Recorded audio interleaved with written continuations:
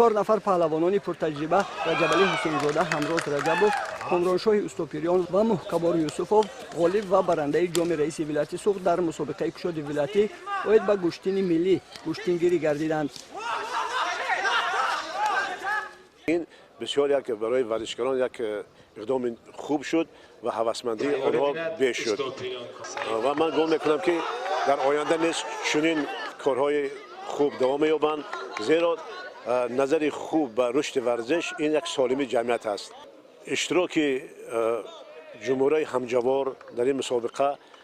باز هم یک رابطه جوانان خوبتر میگرداند. مثلا ورزشکاران جمهوری برادر ما ازبکستان و قرغیزستان از خود قزاقستان آمدن. این معنای آن دارد که علاقه منطقه آسیای مرکزی منطقه صلح دوستی است و من گمان میکنم که برگزاری چنین مسابقه باز هم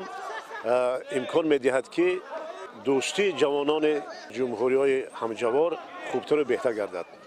این مسابقه بخشیده به روز جوانان تاجیکستان در انشاءات‌های ورزشی 20 سالگی استقلالیت تاجیکستان با اشتراک بیش از 100 نفر گوشتنگیران شهر و ناحیه‌های ولایت سوغد و جمهوری‌های همسایه ازبکستان و قرقیزستان در وزن‌های از 70 تا بیش از 90 کیلوگرم برگزار شد. رقابت‌های دور نهایی مسابقه جالب و شدید جریان گرفته بهترین‌ها معین شدند. در وزن مطلق برای دریافت جام مسابقه در دور نهایی کامرانشاه استوپیریان حریف خود همراز رجبوف را شکست داد.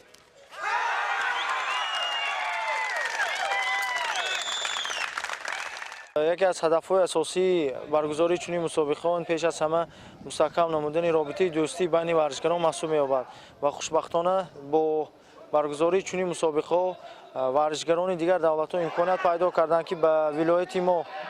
و مهمانی آیند تشریف آورند و با هر یک آنها ما در علایندگی صحبت کردیم و بسیار تأثیرات نیک دارند از مهمان نوازی از سطح و صفتی برگزاری چنین مسابقه و از پیش از همه از توجه رهبریت دولت و ملت اساسگزار صلح و وحدت ملی پیش